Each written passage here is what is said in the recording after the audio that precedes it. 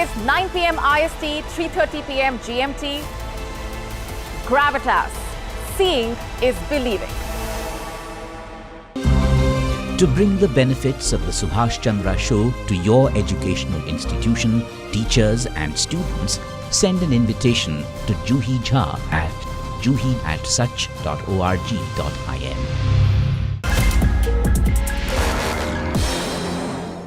I think this Beyond Business Masters is a actually great show for two reasons. One, usually we are able to not talk about what goes on in the background of the companies as they were built over the last 10-15 years. And secondly, a lot of people at some point in their life, maybe thinking about whether they want to be in a job or they want to start their own companies. And it just gives them a perspective of some of the challenges that they may see as they take the decision.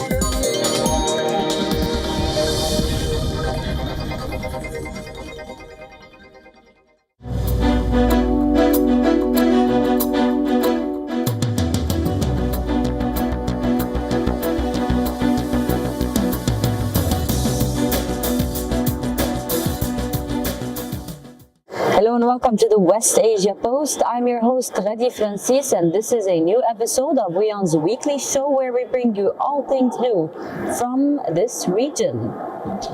For over a year, the Lebanese civilians and citizens had to withstand daily bombs.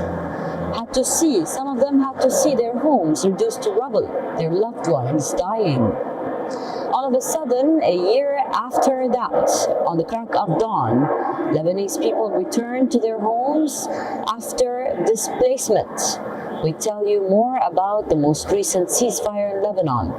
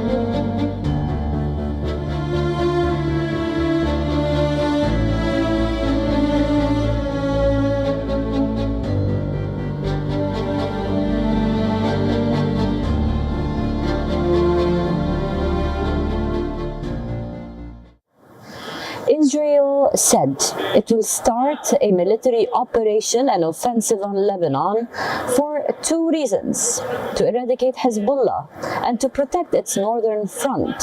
For that purpose, it started a ground invasion operation in last September. After over a month and a half, the ground invasion failed and the northern front wasn't secured. It all ended in a US-mediated ceasefire between Hezbollah and Israel. We tell you more in this report.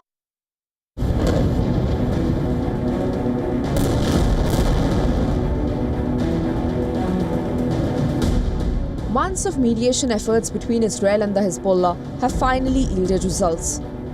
On Tuesday, Israel's ally, the United States, announced a ceasefire. While many are still skeptical whether the move will result in a permanent ceasefire, US envoy who has been involved in the West Asia diplomacy assured that this decision will put a full stop to all hostilities. The 13-point agreement involves withdrawal of Israeli troops from southern Lebanon. Over the next 60 days, Hezbollah will remove its fighters and weapons from the area between the Blue Line, the unofficial border between Lebanon and Israel, to areas north of the Litani River. Under the deal, an international monitoring committee headed by the United States would oversee implementation to ensure that Hezbollah and Israel's withdrawals take place. As Israeli jets pounded deep inside Lebanon and Hezbollah fired rockets deeper into northern Israel, the UN and diplomatic officials again turned to the 2006 resolution in a bid to end the conflict. The months-long mediation efforts finally yielded results. Almost 2 decades after the last war between Israel and Hezbollah, the United States led shuttle diplomacy efforts between Lebanon and Israel to agree on a ceasefire proposal that renewed commitment to the resolution, but this time with an implementation plan.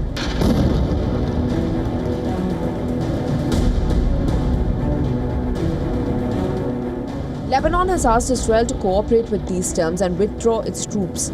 Israel says it will comply only if it does not see any further violations by the Hezbollah group.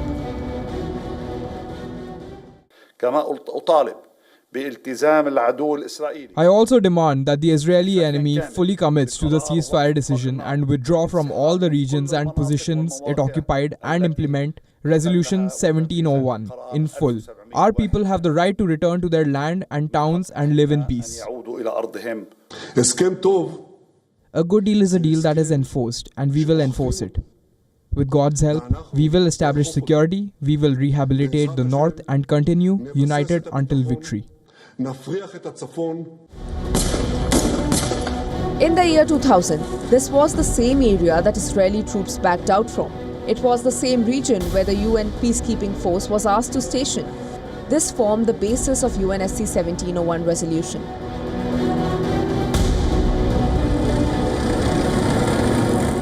International mediators hope that by boosting financial support for the Lebanese army, which was not a party in the Israel-Hezbollah war, Lebanon can deploy 6,000 additional troops south of the Litani River to help enforce the resolution.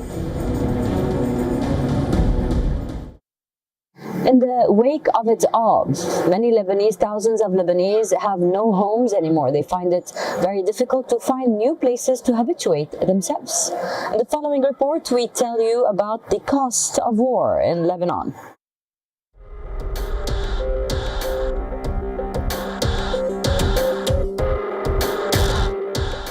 Although relieved by the pause in fighting, people in Lebanon are yet to come to terms with the devastation caused by the months-long Israel-Hezbollah war. I am in Baalbek, at the historic site that is hundreds of years old. This point is called Manshie. We used to be proud of the Manshie and were eager to take photos next to it. There was a coffee shop here as well that we used to hang out in. We were really affected when the Israelis hit the Manshie. It's a historic site. They should never have hit it.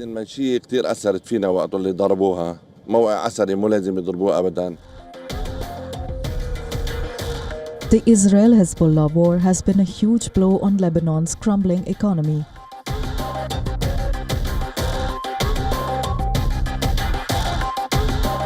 Lebanon's infrastructure is reeling from a war that has claimed over 3,000 lives.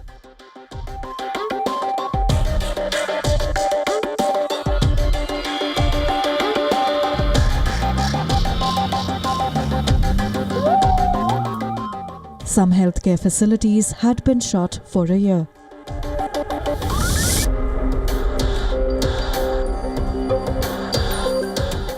In Lebanon's Tyre, hospitals are struggling after an Israeli strike hit the main water station in the city.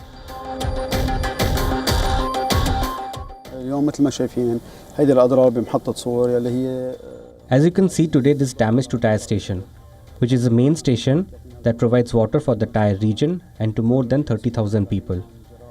This station got damaged around 2 weeks ago by the brutal Israeli aggression. Damages are big. We don't have a precise assessment yet, because this sort of thing takes time.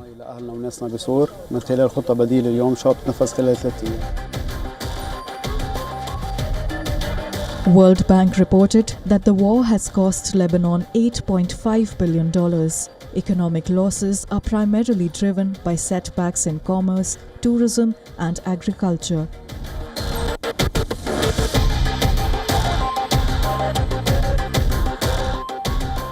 The war has definitely affected us, our livelihood, our businesses and our lives. But we don't stop there. God willing, we will go on and we will have beautiful days and good in this country. This country has good without end. No matter what happens, we will go on. So will all the people. Starting from this moment, we considered that God granted us a new life to go on in a new and better way.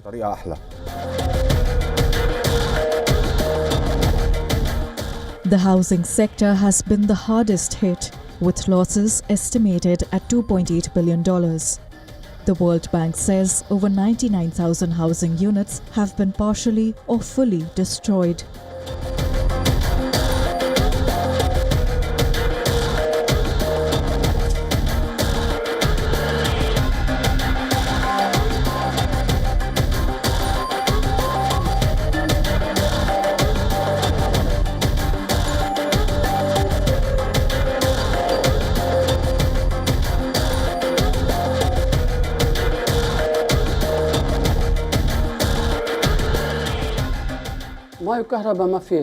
We fixed the first time.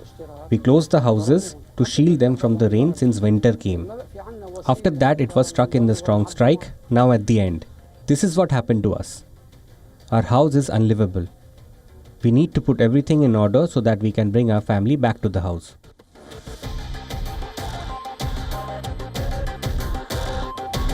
With the long-standing family homes destroyed, residents are left with no viable alternatives.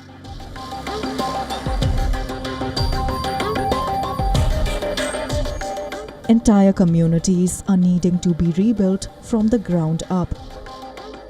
But the Lebanese people say they are confident that they will overcome the struggle.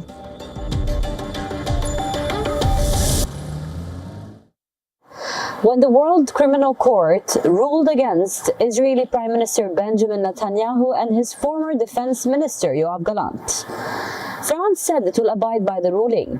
1 day later, they changed their mind.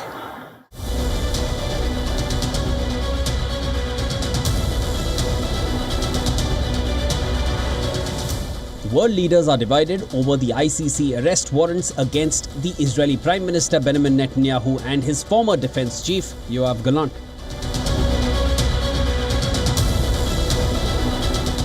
Israel says it has already informed the court that it will fight tooth and nail against the ruling.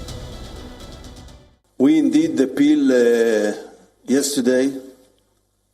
To make it short, it is clear that the court doesn't have jurisdiction over Israel because Israel is not a member state in the ICC. And the way that the so-called court bought jurisdiction or fake jurisdiction over Israel is not valid from the legal point of view. Israel is not only seeking the delay in the execution of these warrants, but also gathering support from its allies to do so. France took almost a week to come up with a clear position after Hague Court's order on the 21st of November, after initially saying it would adhere to ICC statutes. France's Foreign Ministry fine-tuned that in a second statement on the 22nd of November amid concerns that Israel could scupper efforts for a ceasefire in Lebanon, saying it noted that the court's decision merely formalized an accusation.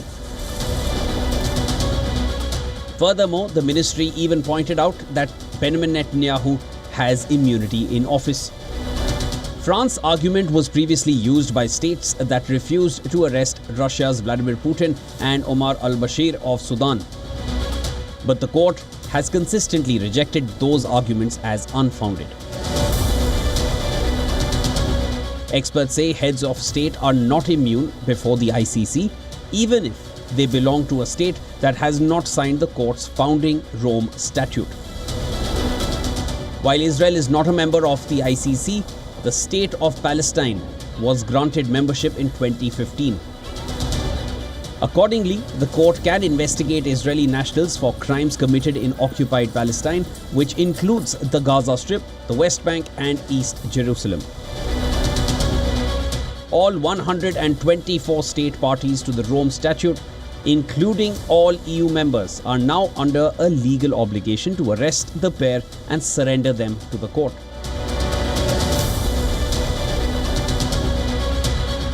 Israel's closest ally has rejected this ruling. US Senator has even warned to impose sanctions on nations enforcing ICC arrest warrants. I am going back to Congress and introduce legislation very soon that would sanction any country that tried to enforce the arrest warrant against Israel. So you could be a close ally, Canada, Britain, France, you name it. If you buy into this arrest warrant as legitimate, then you're going to meet stiff bipartisan resistance in America. Meanwhile, Israel's arch nemesis, Iran, says there should be an execution warrant issued for Benjamin Netanyahu. The actions they are taking are not a victory, they are war crimes. Issuing Netanyahu's arrest warrant is not enough. His execution warrant must be issued.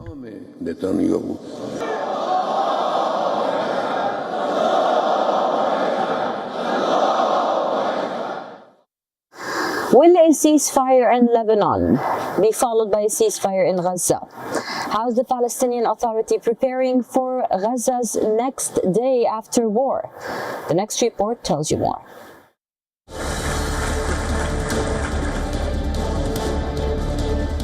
Palestinian President Mahmoud Abbas has named Rohi Fatou as a temporary successor who will take over from him should he die or leave his post. The move has addressed concerns of a possible power vacuum in the event of his potential departure. The Palestinian president's decree came the same day a ceasefire took effect in Lebanon. Abbas said the Palestinian National Council chairman should serve as interim president for 90 days, during which presidential elections should be held.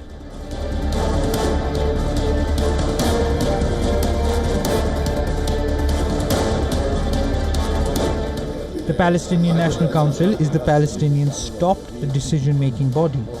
Fatou also served briefly as a stopgap leader after the death of Yasser Arafat in 2004. 89-year-old Abbas has been head of the Palestinian Authority even after his term ended in 2009. So far, he has resisted pressure to appoint a successor or a vice president. Under Palestinian law, the Palestinian Legislative Council Speaker, or PLC, takes over the Palestinian Authority in a power vacuum. But the PLC no longer exists since Abbas officially dissolved it in 2018 after over a decade of tensions between his party, Fatah, and Hamas that took power in Gaza in 2007. Now let's talk about Syria and the most recent events. The armed opposition radical groups have initiated an offensive on the area's northwestern Aleppo, where the Syrian army is actually present. We tell you more.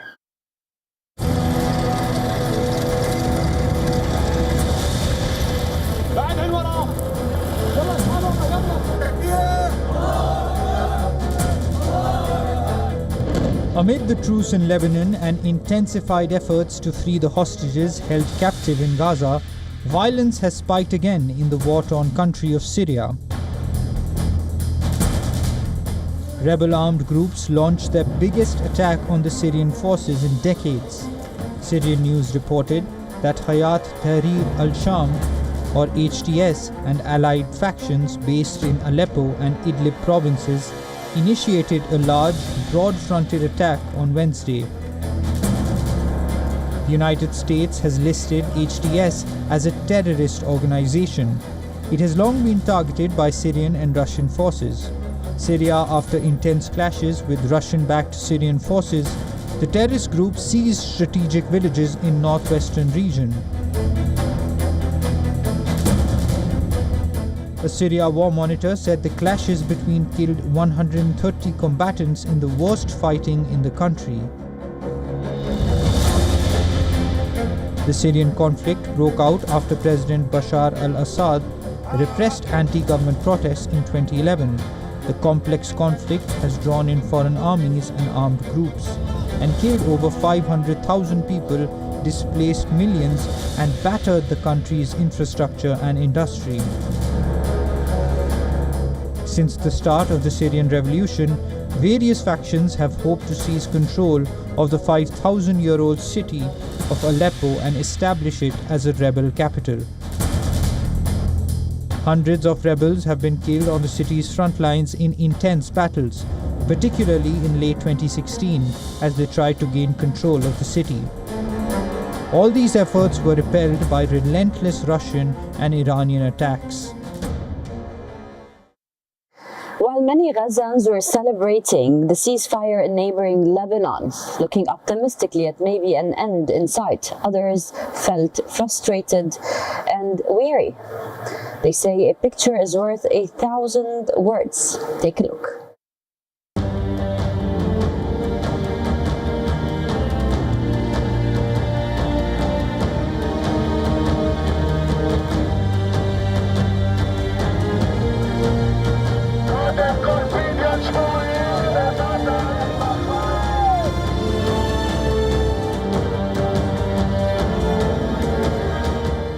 We're now demonstrating because we've seen that a ceasefire is possible. There was a ceasefire in the north. It's time for a ceasefire in the south. 101 hostages are waiting for 418 days for Netanyahu to make the right decision. Ceasefire now and bring them home now.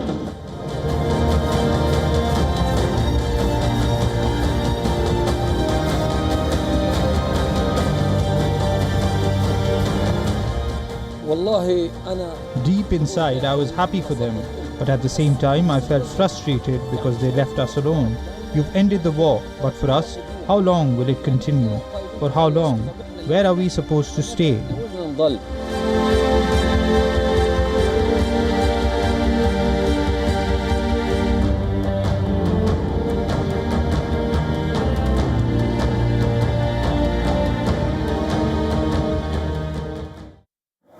That's all we have for you on this episode of the West Asia Post. I'm your host, Radi Francis, signing off. For more global news, keep on watching WION. World is One.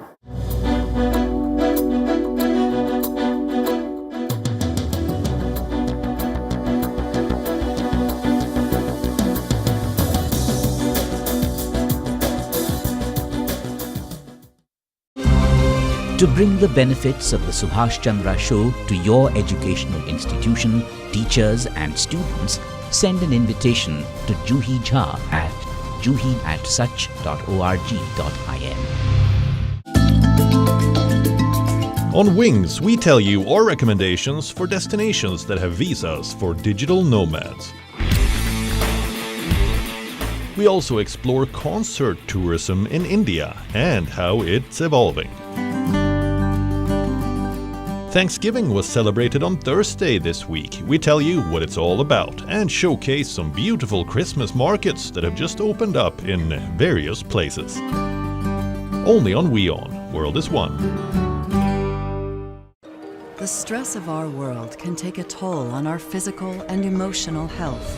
Here, in New York's Catskill Mountains, lies a luxurious place of healing called WION Wellness Center. The WION Wellness Center provides 500,000 square feet of natural methods to manage diabetes, hypertension, chronic pain, obesity, depression, anxiety, and other conditions. we use the traditions of centuries-old natural science from India, yoga, Ayurveda, acupuncture, and naturopathy in personalized programs that help you take charge of your own health. A minimum 5-day stay is recommended for best results. Book now at WION.com. This week on Tech It Out, we explain what an online share market scam is. We show you how holograms are revolutionizing the healthcare industry. And we tell you about the latest developments in the field of robotics. All this and much more on WION World is One at these times.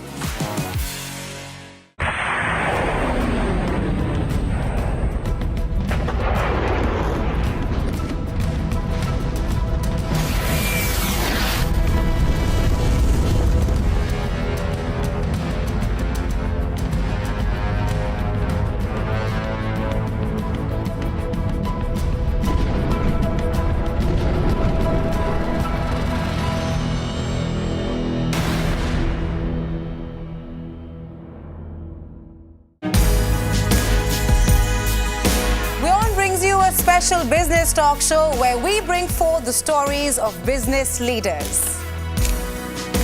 From breakthrough technologies to visionary leadership, we will unlock the trends, the tactics, and dive into the minds of the industry's most influential leaders. WION brings you this special series to uncover what drives them in a candid talk show, WION Business Masters.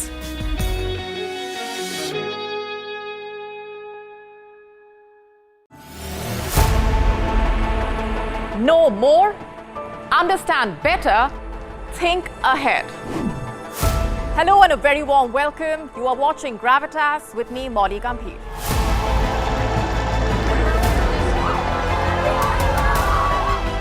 Get the facts, not the bombast.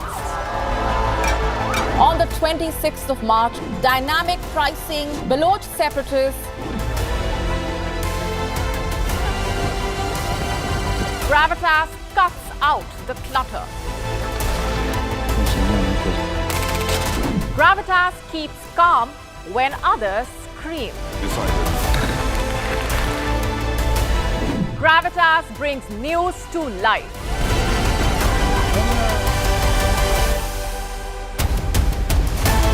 Weekdays, 9 p.m. IST, 3:30 p.m. GMT. Gravitas. Seeing is believing. Thanksgiving is the easiest meal to make. The Thanksgiving weekend puts everyone in a holiday mood, and we get you a list of movies to binge watch. Hi, this is Jessel Tank, and you're watching me on WION. Meet Jessel Tank, the Real Housewife of New York City, and know all about Hollywood stars and their journey to sobriety. All this and much more with me, Isha Hanspal, at these times only on WION eClub.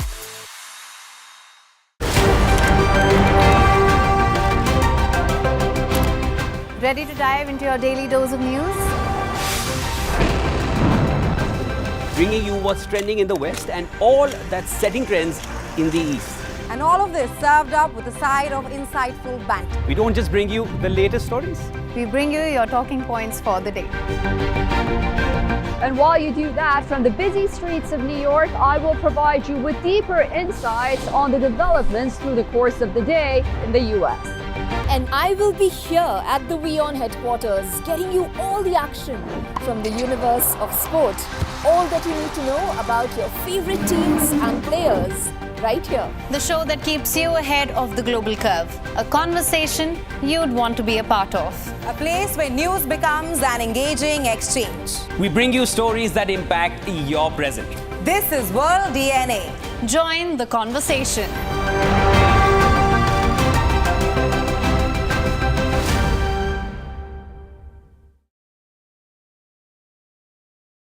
WION, India's global voice, the channel that brings you the biggest stories from across the world through India's lens. now available in more than 190 countries worldwide. Because we believe that the world is one. Watch us in Africa, Europe, USA and Canada, South America, Asia Pacific, Middle East and North African regions.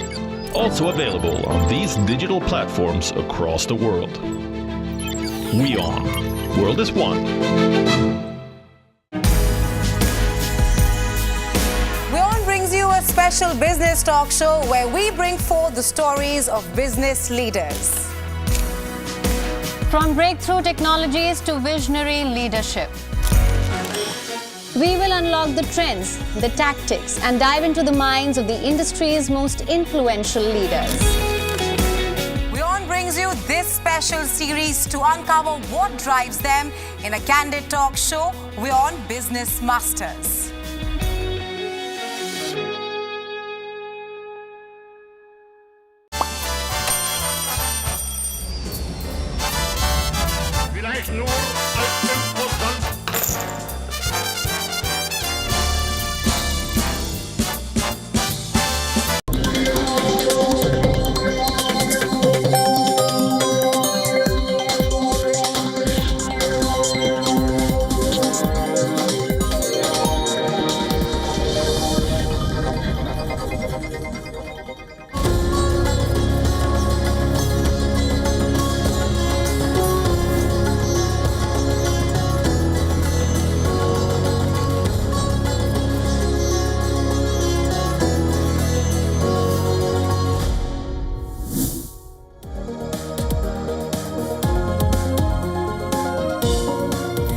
Hello and welcome. You're watching Race to Power with me, Ananya Datta. Let's start talking politics.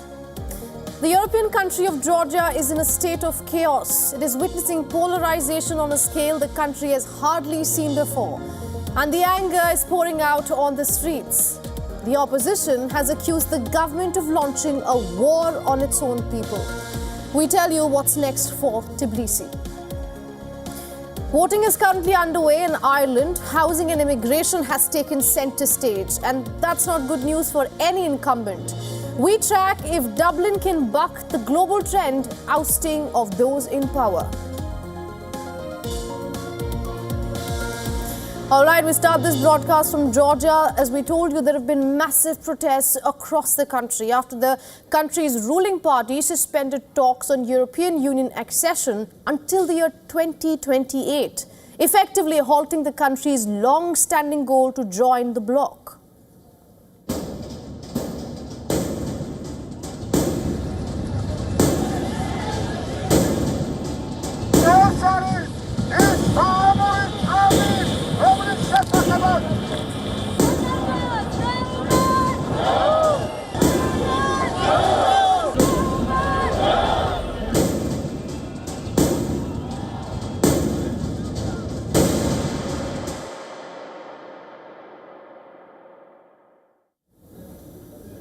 Protesters blocked streets and clashed with the police in the capital city of Tbilisi. Police used tear gas and water cannons to disperse the demonstrators.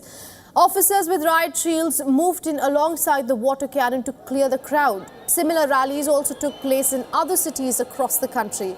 As per local media, protesters believed to be against the suspension were even detained in some parts of the country.